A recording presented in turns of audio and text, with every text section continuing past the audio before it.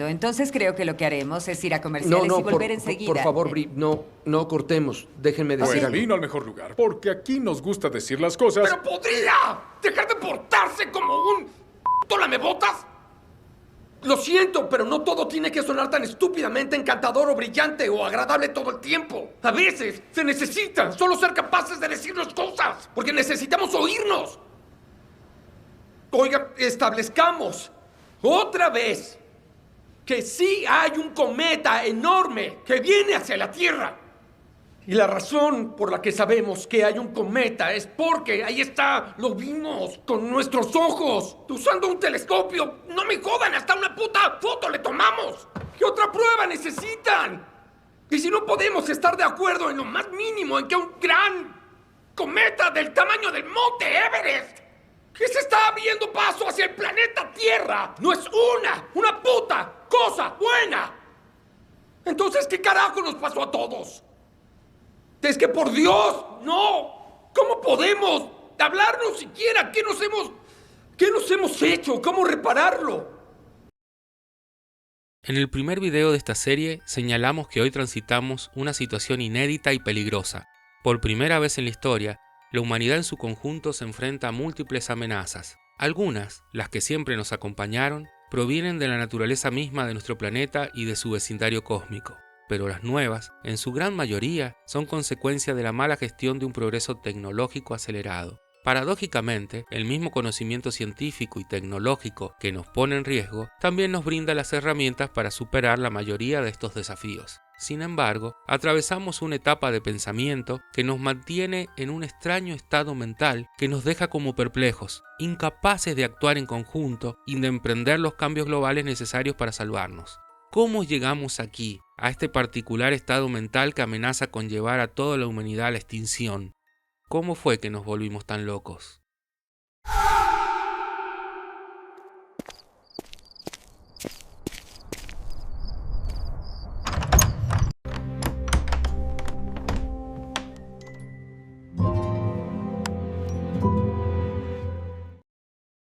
Bien, voy a contarles una experiencia personal que creo puede ayudarme a mostrar la perspectiva desde la cual intento enfocar el problema al que nos enfrentamos. Digo mostrar porque siempre resulta más práctico mostrar que definir, y por eso entiendo que desandar el camino, es decir, revisar cómo surgieron las ideas, resulta una mejor forma de transmitirlas y aclarar su sentido.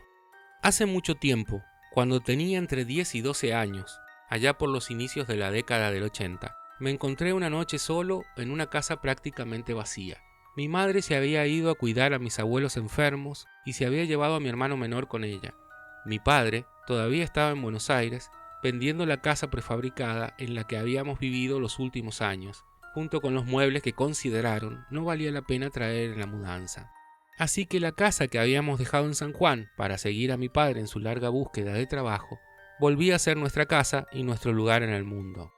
No había luces en el resto de las habitaciones, solo en la cocina y en mi dormitorio, donde mi madre había improvisado unos portalámparas fijados con cinta aisladora a los cables que colgaban del techo.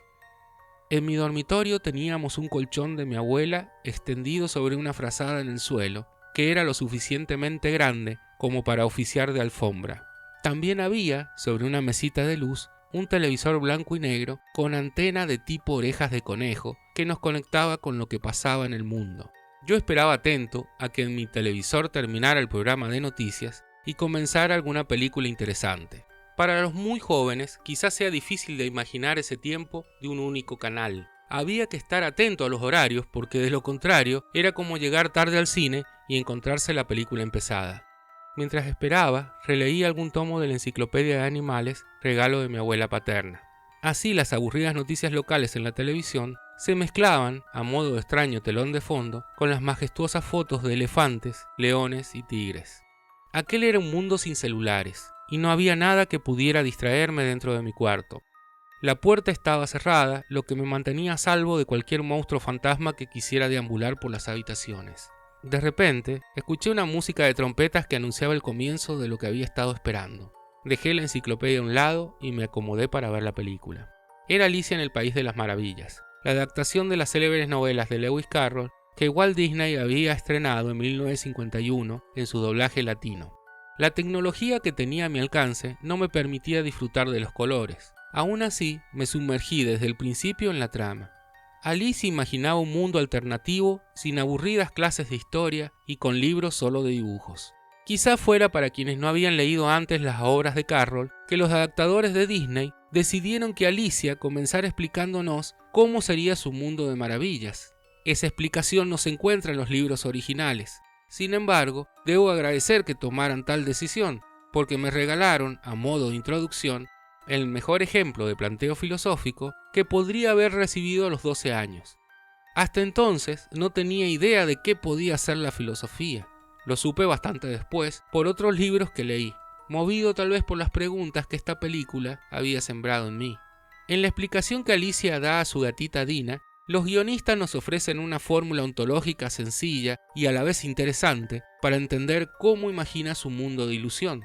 Un mundo donde todo sería un disparate porque todo sería lo que no es, y entonces, al revés, lo que es no sería, y lo que no podría ser, sí sería. En esa fórmula se toma como referente el mundo real, este mundo compartido donde las clases de historia son aburridas y los libros más importantes no tienen dibujos. El mundo del disparate maravilloso necesita para ser concebido, es decir, para ser pensado, un mundo conocido que sirva de punto de referencia. Solo así podemos entender cómo funciona el chiste. Con esta referencia a lo que es, o en términos filosóficos, al ser, podemos maravillarnos con la posibilidad de un mundo de lo que no es. Esa referencia nos tiende un puente que nos permite saltar al mundo de lo imposible y maravillarnos con que pueda volverse posible. La construcción de un mundo imposible requiere que no sea, al mismo tiempo, impensable. Si fuera inimaginable, resultaría irrepresentable y los dibujantes no podrían siquiera darle forma. Es decir, solo hay una imposibilidad que persiste en este mundo de ilusión, el límite que lo vuelve isomórfico con el mundo del lenguaje. Porque, igual que en Wonderland, en el lenguaje puede decirse cualquier cosa siempre que tenga sentido. Pero ese sentido no puede construirse sin alguna referencia, sin un punto de apoyo. Por lo tanto, el marco referencial sobre el cual se levanta el mundo de Wonderland lo aporta a nuestro mundo, aquello que es y que solemos llamar realidad. En la película hay una escena que me llegó especialmente. Es cuando Alicia, molesta y frustrada por no encontrar respuestas, abandona la loca merienda del té con el sombrerero loco y la liebre de marzo y el lirón, y la escena caótica del no cumpleaños para luego perderse en el bosque Tulgey, entre extrañas criaturas ilógicas que cantan y ríen, pero que no hablan ni le ofrecen ayuda. Es una escena inventada por Disney. Tulgey Boots solo aparece mencionado en los versos del poema Jabberwocky, incluido en la secuela Alicia a través del espejo. Es aquí donde, entre lágrimas, Alicia comprende que se ha metido en problemas, que ya no quiere seguir persiguiendo al conejo blanco y lo único que pide es que le permitan volver a casa. Experimenta en el farragoso bosque la soledad y desorientación propias de un mundo donde el lenguaje y las reglas no garantizan ya un sentido. En la película, Tulgey Boots funciona como punto de crisis emocional de Alicia, y el resto de la película se vuelve, a partir de aquí, solo en una lucha para regresar a casa, donde luego del juicio y del que le corten la cabeza, el despertar de Alicia junto al río lo viví con igual alivio al de cualquiera que despierta de una pesadilla. No compartía para nada esa parte de la canción de los títulos que dice «Quiero volver a tu país». ¿Para qué querría volver a un lugar donde por un pelo me salvé de que me corten la cabeza? Algunos años atrás de aquella noche, cuando tenía entre 5 o 6 años, me había perdido por unos pocos minutos en la estación de trenes de Retiro, y la película me había hecho recordar una vez más aquel angustioso miedo. Les comparto esta experiencia de mi infancia para poder mostrar una emoción, aquella profunda mezcla de ansiedad, angustia y miedo de un niño perdido que no encuentra entre tantas amenazas ninguna autoridad, ningún adulto en que pueda confiar y pedir ayuda. Porque cada vez que pienso sobre la situación de cada uno de nosotros en esta era que nos toca vivir, se me representa de nuevo esa solitaria noche perdido en Tulgey Boots. Un lugar donde las apáticas Alicias de este mundo han perdido todo interés y confianza en las respuestas que la política, las religiones tradicionales, las ciencias, la filosofía y todas las instituciones modernas pretenden darles. Hay escenas de la película No mires arriba, de diciembre de 2021, muy útiles para ilustrar este punto. Una película de sátira y crítica social que a mi parecer no gustó a muchos porque funcionó como un espejo y muchos no disfrutaron de verse reflejado en él. Sí, estoy... Como pecador vengo a buscar tu gracia y tu guía. Por fin están viéndolo. Tu perdón pese a nuestras manos. Por fin lo ven.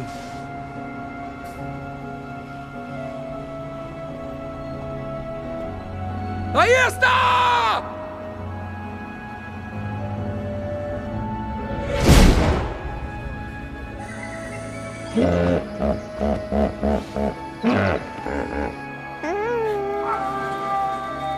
Tienen que salir a la calle, al techo de su edificio, a su patio y solo miren arriba al cielo. Las estrellas se verán difusas, pero este tiene un haz de luz enorme que va dejando la cola del cometa. Es real y ahí viene. Quien les invente algo diferente Pero este es tiene un un haz de luz mentiroso. enorme que- Solo miren arriba al cielo. Es obvio, ¿no lo ven? la prueba. Solo miren arriba. Chicos, por favor, miren arriba, ¿ok? A la mierda los manatís y solo miren arriba.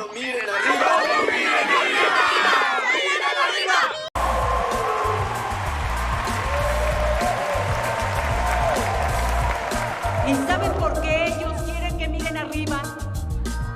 ¿Saben por qué? Porque quieren que estén asustados. Quieren que ustedes miren arriba porque ellos los menosprecian y ven hacia abajo. Ellos creen que son mejores que ustedes. ¡Nos van a privar de nuestras libertades! ¡Es la verdad! ¡No miren arriba! ¡No miren arriba! Bueno, sé que gran parte de Hollywood apoya el movimiento Miren Arriba, pero no había visto un broche como ese. Sí, este broche apunta hacia arriba y hacia abajo. Porque creo que como nación es necesario que evitemos discutir y ponernos etiquetas. Hay que entendernos. Eso es súper buena vibra. Creo que todos estamos cansados de la política. Sí. Bueno, por eso hicimos Devastación Total. Es una película para todos, de esas para pasar el rato. Miren el camino que se abre ante ustedes. Bajen la cabeza y pongan un pie enfrente del otro. Paso a paso. Día a día. Bueno, pues primero que nada, Bree, definitivamente existe el cometa. De acuerdo. Y sabemos que sí existe el cometa porque tenemos los datos. Ahora bien, vamos a lo profundo. Demos una vuelta más a la rosca filosófica e intentemos ensayar algunas respuestas reformulando nuestros interrogantes iniciales. ¿Por qué la humanidad entera en nuestros días se parece a un niño perdido? ¿Por qué comprender sus causas me parece tan importante para el futuro de la humanidad? Más aún, ¿hay un futuro para la humanidad? La historia de nuestra civilización puede comprenderse como una cadena de rupturas. Todo comienza con el anuncio de la muerte de Dios por el filósofo y poeta Friedrich Nietzsche a finales del siglo XIX, el quiebre de las antiguas certezas que guiaban a las sociedades durante siglos. La muerte de Dios representa el colapso de la metafísica occidental, la pérdida de valores supremos. En efecto, Dios era el garante de toda verdad, su horizonte de posibilidad. Su ausencia abrió paso al nihilismo, un vacío de sentido que atravesó la modernidad y cuyas consecuencias seguimos experimentando. Debemos detenernos aquí un instante y profundizar en el significado de estos conceptos, su trascendencia y alcance para explicar y fundamentar nuestra tesis, de cómo el nihilismo vital nietzscheano se ha convertido en la energía oscura, el nuevo sentido común que actúa por debajo como el medio que transmite y acelera las fuerzas que determinan los procesos de la modernidad tardía. Para ello, nos apoyaremos, a forma de cita visual, en la exposición clara y esquemática realizada por el gran pensador argentino José Pablo Feynman sobre Nietzsche y su influencia en filosofía, política y otras disciplinas, sobre todo el siglo pasado hasta nuestros días. Hemos recortado su exposición a fines de brevedad y relevancia con las ideas que buscamos transmitir. En la descripción les dejo los links a su exposición completa junto con otras fuentes utilizadas en la preparación de este video. Habíamos dicho que el principio fundamental de la filosofía de Nietzsche es el concepto de vida. Pero, ¿qué es la vida en Nietzsche? La vida en Nietzsche, esto es así, fundamental, decisivo, tiene dos valores. Los valores de conservación y de aumento.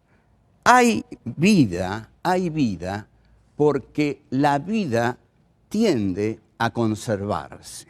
Conservándose va a poder aumentar. Pero aquí entramos en un aspecto esencial.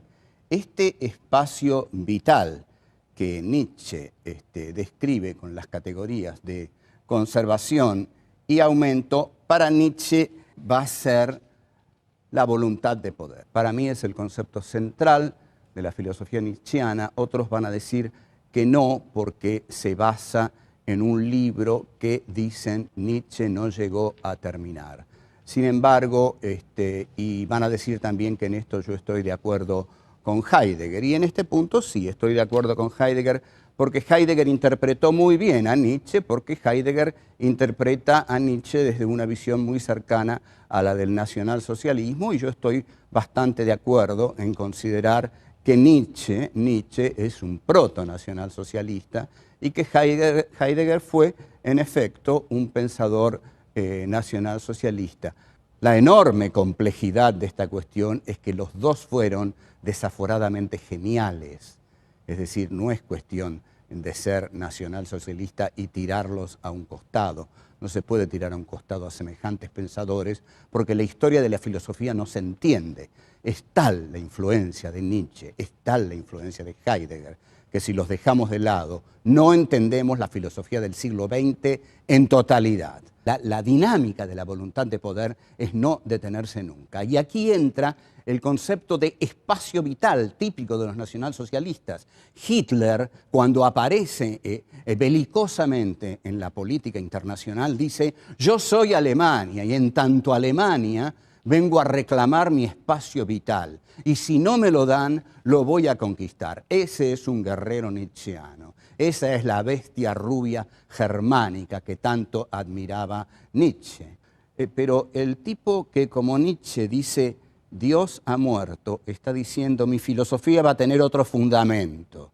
Yo no necesito el fundamento de Dios. Mi filosofía va a tener el fundamento de la vida. La vida es devenir, la vida es potencia y la verdad es aquello que la voluntad de poder conquista. Porque hay una frase excepcional de Nietzsche que dice: no hay hechos, hay interpretaciones. Esta es una frase descomunal. Si no hay hechos y solo hay interpretaciones, ¿dónde está la verdad? La verdad, va a decir Nietzsche, y en esto Michel Foucault lo va a seguir muy bien, porque Foucault es un gran discípulo de Nietzsche, la verdad es una conquista de la voluntad de poder. Hay cientos de verdades. Usted agarre los 5 o 6 diarios que salen a la mañana o menos en Buenos Aires, escuche las radios, y va a ver que hay unas 20 interpretaciones de cada hecho. Una interpretación no es la verdad.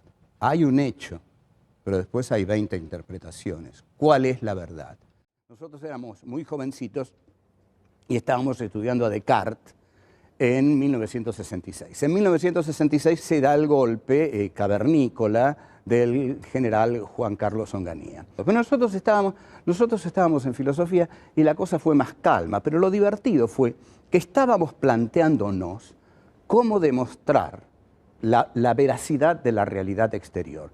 Estábamos estudiando a Descartes y nos preguntábamos, ¿cómo demostrar que la realidad externa realmente existe? En ese momento entró la policía a la facultad, hicieron una doble hilera y nos hicieron pasar por el medio y nos dieron palos de arriba abajo. Y ahí nos dimos cuenta que existía la realidad externa. La realidad externa existía, nos molía palos y era fascista. Cuando Nietzsche afirmó que no hay fenómenos morales, sino solo una interpretación moral de los fenómenos, el famoso aforismo 108, en su Más allá del bien y del mal, estaba hiriendo de muerte a toda pretensión de una metafísica y ética al estilo clásico occidental, y a la vez colocando la semilla de una red de influencias que llevaría al surgir de la hermenéutica contemporánea, considerada, según Gianni Vattimo, como una especie de koiné de casi toda la filosofía del siglo XX. El término koiné hace referencia a la lengua griega común hablada en la antigüedad. Análogamente, Vattimo ve en la hermenéutica un lenguaje compartido por diversas corrientes filosóficas que renuncian a la pretensión de verdades absolutas en favor de la interpretación contextualizada. Para Vattimo, la hermenéutica no es solo un método, sino el horizonte mismo del filosofar contemporáneo. En este contexto del pensamiento surge la modernidad tardía, una particular etapa de la modernidad concebida no ya en términos de posmodernidad, esto es, no como una etapa de desencanto, ruptura y colapso de las ideas modernas, sino como el proceso de radicalización y aceleración interna de la propia modernidad. Modernidad que no se abandona, sino que se intensifica, constituyéndose un periodo de fragmentación y crisis de referentes. En este escenario comienza a hablarse de la era de la posverdad, que implica una erosión del ideal ilustrado de verdad como correspondencia con la realidad, donde lo real se vuelve difuso y lo simbólico se quiebra, y más aún, filósofos como Jean Baudrillard han anunciado ya la muerte de lo real, donde los signos, imágenes y discursos no representan o interpretan la realidad, sino que la sustituyen. La realidad queda absorbida por la producción incesante de signos mediáticos. Para Baudrillard ya no hay una diferencia clara entre lo verdadero y lo falso, lo real y lo imaginario. Cuando en el canal nos preguntamos ¿cómo nos volvimos locos?, estamos entendiendo la locura como el estado mental en el que ya no podemos distinguir lo real de lo que no lo es. Ahora bien, acompáñenme a pensar este particular estado de las cosas realizando un pequeño ejercicio de imaginación. Como si pudiéramos entrar en la mente de una Alicia cualquiera, una persona común de nuestros días, inteligente y racional, escuchando todo lo dicho anteriormente por los filósofos en este siglo. ¿Qué creen que podría llegar a pensar luego de escuchar tales cosas? En efecto, si ya no es posible confiar en nada ni en nadie, porque al morir la verdad todo lo que me han dicho es por definición una mentira, y por lo tanto no existe ninguna autoridad en quien pueda confiar, entonces estoy solo para construir, para decir cómo es el mundo, y desde aquí miro alrededor y desde mi perspectiva no veo ninguna curvatura en mi horizonte, y concluyo que lo razonable es creer que el mundo es plano. Luego, escucho lo que otros dicen y encuentro que algunos dicen lo mismo que yo. ¿Cómo podrían estar equivocados? Y así Alicia va construyendo su burbuja social y la comunidad con la cual se identifica y se piensa. Terminado el ejercicio, podremos deducir claramente que no puede haber diálogo posible entre Alicias de distintas burbujas cognitivas, solo atomización y conflicto. Para que el diálogo sea posible, para que tenga sentido escuchar al otro, debo dar por sentado que existe la probabilidad, aunque sea mínima, de que pueda ser yo el equivocado y el otro estar en lo correcto. Pero ya dijimos que no existe ningún marco referencial en el cual podamos establecer qué cosa es lo correcto y qué no lo es. A estas alturas, ¿no les resulta obvio la semejanza? Es el mundo de pesadilla del cual Alicia buscaba despertar. Y no está de más recalcar que es un mundo peligroso, porque no hay forma que en este estado podamos dar solución a problemas colectivos. Aquí debemos llamar la atención sobre un hecho que suele ser soslayado, que es que Nietzsche vivió en el siglo XIX, antes de la bomba atómica, el cambio climático antropogénico, la ingeniería genética descontrolada o las inteligencias artificiales superinteligentes. Sus críticas, que buscaban liberarnos de una moral de rebaño, construida sobre valores decadentes con pretensión de universales, no contemplaron de ningún modo las actuales amenazas existenciales que enfrentamos y que requieren de cooperación global absoluta.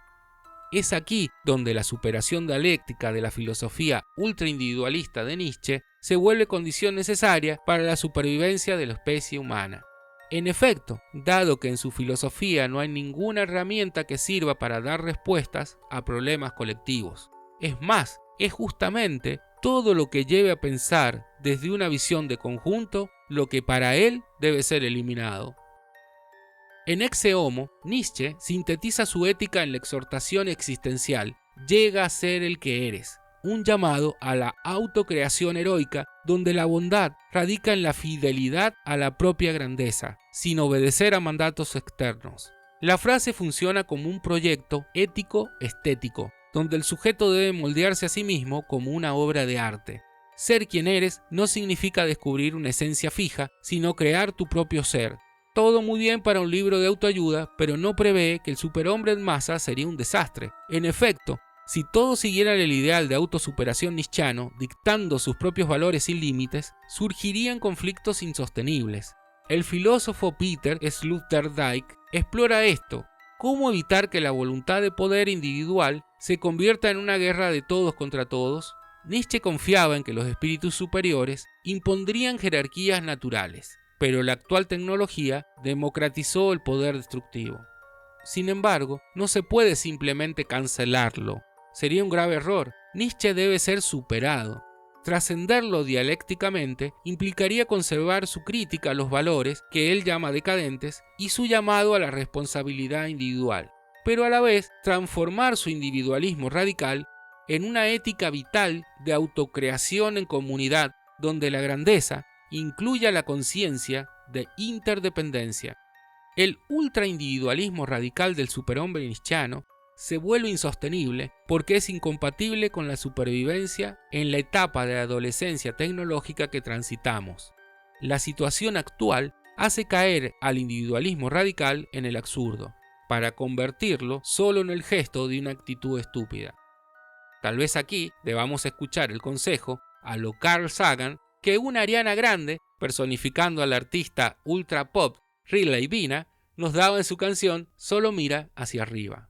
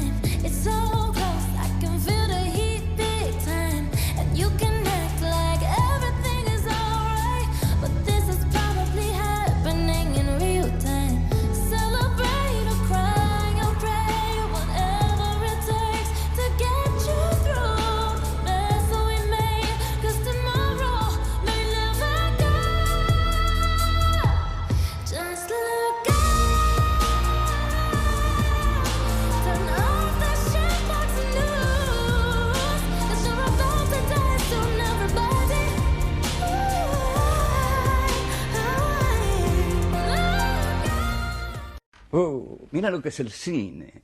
Mira lo que es el cine. ¿Cuántas palabras necesito yo como novelista? Quizá logro bellamente decirlo, pero con la imagen el cine ahí dice tanto. Necesitamos construir consensos mínimos sobre verdades científicas, como por ejemplo sobre el cambio climático, y éticas de no agresión como asuntos de vida o muerte. Y es nuestro parecer que esto solo será posible hacerlo tomando como base una resignificación del principio de autoafirmación de Nietzsche, la creación vital de sentido en un mundo sin dioses.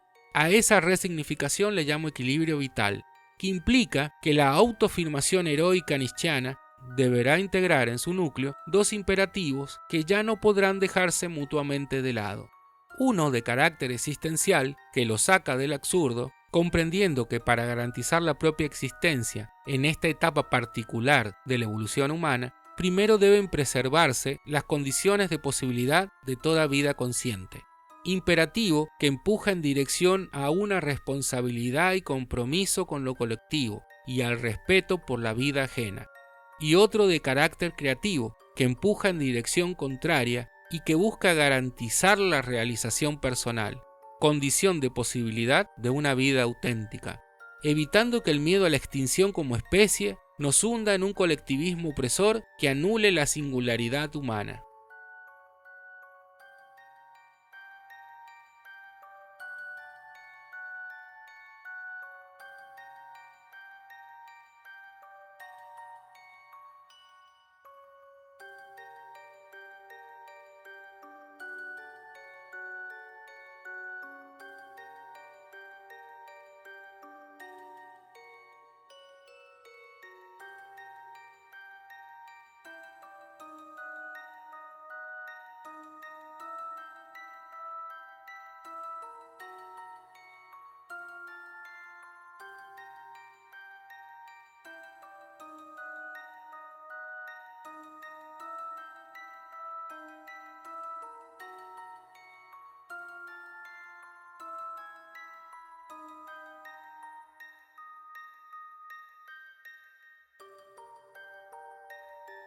Gracias por acompañarme en este viaje personal de pensamiento y exploración.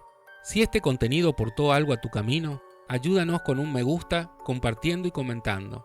Hasta el próximo video.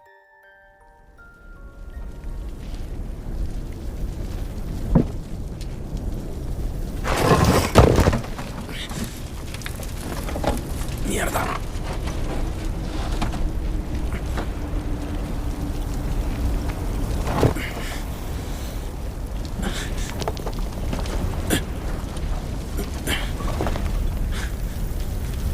¡Mamá!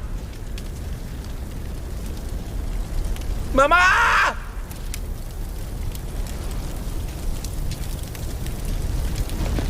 ¿Qué onda, mundo? Soy el último hombre en la Tierra. Se hizo mierda todo. No olviden darle like y suscribirse. Aquí andamos. ¡Mamá!